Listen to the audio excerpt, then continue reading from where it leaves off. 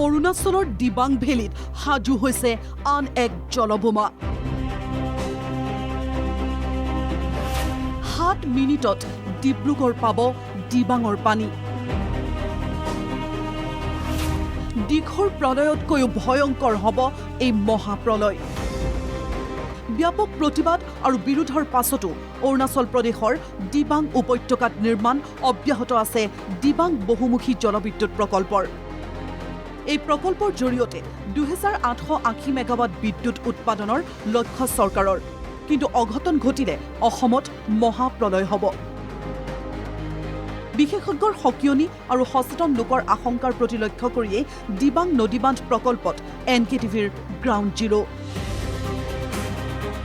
বিপদ সংকুল যাত্ৰাৰে নিৰ্মীয়মান দিবাং নদীবান্ধ প্ৰকল্পস্থলীত NKTVৰ তিনিচুকীয়াৰ ব্যুৰো প্ৰাঞ্জল প্ৰতিম ভূঞাৰ গ্ৰাউণ্ড জিৰো ৰিপৰ্টিং। 2032 চনত NHPCৰ দ্বাৰা নিৰ্মাণ পৰ্যায়ত থকা এই ডেমটোৱে সম্পূৰ্ণ হোৱাৰ পাছত এনেকুৱা এটা পৰিৱেশ সৃষ্টি হ'ব, যদিহে এই ডেমটো ভাঙি যায় তেতিয়া তিনিচুকীয়া ডিব্ৰুগড় জিলাখন আচলতে অসমৰ মানচিত্ৰৰ পৰা নাইকিয়া হৈ যাব নেকি বা নিঃশেষ হৈ যাব নেকি। বিগত বৰ্ষত এই নদী বান্ধৰ নিৰ্মাণৰ বিৰুদ্ধে খুদ অৰুণাচলতেই হৈছিল ব্যাপক প্ৰতিবাদ। প্ৰথমৰ পৰাই দিবাং নদীবান্ধক লৈ তীব্ৰ উদ্বেগ প্ৰকাশ কৰিছিল সচেতন লোক দল সংগঠনে। বিশেষজ্ঞই বাৰম্বাৰ দিছে সকিয়নি দিবাং নদীবান্ধে ভয়ংকৰ বিপদ মাতিব অসমলৈ। পৰিৱেশবিদ, ভূবিজ্ঞানী, নদী বিশেষজ্ঞ আৰু সচেতন নাগৰিকে দাবী প্ৰকল্পটো বাস্তৱায়িত হ'লে নামনি অসম মূলতঃ অসমৰ তিনিচুকীয়া, ডিব্ৰুগড়, চাবুৱা, যোৰহাট আদি অঞ্চলত ভয়ংকৰ পৰিৱেশগত আৰু সামাজিক সংকটৰ সৃষ্টি হ'ব পাৰে। বিশেষজ্ঞৰ মতে প্ৰকল্পটোৰ বাবে দিবাং নদীৰ ওপৰত নিৰ্মাণ কৰা হৈছে 915 ফুট উচ্চতাৰ কংক্ৰিটৰ বান্ধ। এই বান্ধৰ ফলত 43 কিলোমিটাৰ দৈৰ্ঘ্যৰ বিশাল জলধাৰাৰ সৃষ্টি হ'ব আৰু প্ৰায় 43 বৰ্গ কিলোমিটাৰ এলেকা পানীৰ তলত যাব। এই জলধাৰাৰ জৰিয়তে দুটা পৰ্যায়ত মুঠ 2880 মেগাৱাট বিদ্যুৎ উৎপাদনৰ লক্ষ্য নিৰ্ধাৰণ কৰা হৈছে। কিন্তু পৰিৱেশবিদসকলৰ মতে প্ৰবল বৰষুণত এই বৃহৎ জলধাৰাত পানীৰ স্তৰ বৃদ্ধি পালে নিৰাপত্তাজনিত কাৰণতেই সেই পানী একেলগে এৰি দিব লাগিব। এনে পৰিস্থিতিত নামনি অংশ মূলতঃ অসমত ভয়ংকৰ আকস্মিক বান হ'ব। বান, গৰাখহনীয়া আৰু ভূমিক্ষয়ৰ সমস্যাৰে জৰ্জৰিত উজনি অসমৰ বাবে এই প্ৰকল্পই কঢ়িয়াব নতুন বিপদ। দিখৌই শেহতীয়াকৈ শিৱসাগৰ, চৰাইদেউত প্ৰলয়ৰ সৃষ্টি কৰাৰ পাছত দিবাং নদীবান্ধে কঢ়িওৱা এই শংকাত উদ্বিগ্ন হৈ পৰিছে অসমৰ দল সংগঠনো।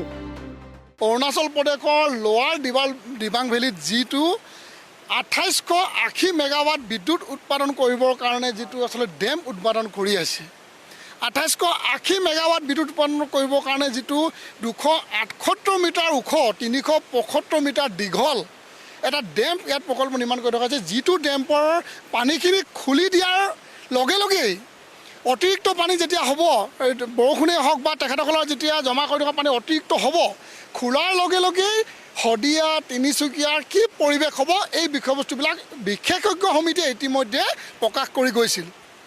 আৰু বিশেষজ্ঞ সমিতিয়ে আৰু এটা কথা জনাই গৈছিল যে পৰিৱেশ আৰু ভূতত্ত্ব নিৰাপত্তাজনিত কাৰণতো ইয়াৰ ক্ষেত্ৰত কিন্তু প্ৰশ্ন উত্থাপন তেখেতসকলে কৰিছিল। আৰু তেখেতসকলে কৈছিলে যে কেতিয়াও ইয়াত আপোনাৰ জিঅ'গ্ৰাফিকেলি হওক বা ভূতত্ত্বৰ বিষয় লৈ পিনি কিন্তু ইয়াত ডেম, ইমান ডাঙৰ ডেম বনোৱাটো কেতিয়াও সম্ভৱ হ'ব নোৱাৰে, বনাব নালাগে বুলি কৈছিল। তৎসত্ত্বেও কিন্তু কেন্দ্ৰীয় চৰকাৰে আলোচনা বিলোচনাৰ মাজেৰে কিছু সংশোধন কৰি ইয়াক বনাবৰ কাৰণে কিন্তু পাৰ্মিশ্যন দিলে। পৰিৱেশ প্ৰভাৱ মূল্যায়ন প্ৰতিবেদনতো অঞ্চলটোৰ ভূতাত্ত্বিক সংবেদনশীলতা, ভূমিস্খলন, নদী পাৰৰ ক্ষয়, শিল বালি উত্তোলনৰ প্ৰভাৱ আৰু জীৱ বৈচিত্ৰ্যৰ ওপৰত সাম্ভাৱ্য ক্ষতিকাৰক প্ৰভাৱৰ কথা উল্লেখ কৰা হৈছিল। তথাপি বিশেষজ্ঞ সমিতিৰ অনুমোদনৰ পাছত ক্ষিপ্ৰ গতিত আগবাঢ়িছে প্ৰকল্পৰ কাম। মন কৰিবলগীয়া যে পূব হিমালয়ৰ এই অঞ্চলটো ভূমিকম্পৰ জ'ন 5ৰ অন্তৰ্গত, অৰ্থাৎ অতি সংবেদনশীল ভূমিকম্প প্ৰৱণ এলেকা। এনে এলেকাত 90 মহলীয়া অট্টালিকাসম উচ্চতাৰ বান্ধ নিৰ্মাণক লৈ গভীৰ উদ্বেগ। জিঅ'লজিকেল অধ্যয়নৰ এক প্ৰতিবেদনত উল্লেখ কৰা অনুসৰি দুৰ্যোগজনিত কাৰণত বান্ধ ভাঙি গ'লে কি হ'ব সেয়া কল্পনাতীত। তেনে অঘটনত মাত্ৰ 7 মিনিট 38 ছেকেণ্ডতে ডিব্ৰুগড় স্পৰ্শ কৰিব পানীৰ সোঁতে। লগতে 30 কিলোমিটাৰ ব্যাসাৰ্ধৰ এলেকাত ধ্বংসাত্মক বানৰ আশংকাও উত্থাপন কৰা হৈছে। বিশেষজ্ঞসকলৰ পৰামৰ্শ অনুসৰি নদীৰ স্বাভাৱিক গতি সম্পূৰ্ণৰূপে বাধাগ্ৰস্ত নকৰি বিকল্প জল ব্যৱস্থাপনা আৰু বৈজ্ঞানিক পৰিকল্পনাৰে প্ৰকল্প ৰূপায়ণ কৰিলেহে সাম্ভাৱ্য বিপদ বহু পৰিমাণে হ্ৰাস কৰিব পৰা যাব। শক্তি উৎপাদনৰ ক্ষেত্ৰত দিবাং বহুমুখী জলবিদ্যুৎ প্ৰকল্পই নতুন দিগন্তৰ সূচনা কৰিব, কিন্তু ইয়াৰ সাম্ভাৱ্য পৰিৱেশগত আৰু সামাজিক প্ৰভাৱক লৈ উত্থাপিত উদ্বেগে জন্ম দিছে নতুন বিতৰ্কৰ। অৰুণাচলৰ দিবাং ভেলীৰ পৰা কেমেৰাত পাৰ্থ বৰুৱাৰ সৈতে প্ৰাঞ্জল প্ৰতিম ভূঞাৰ ৰিপৰ্ট NKTV+।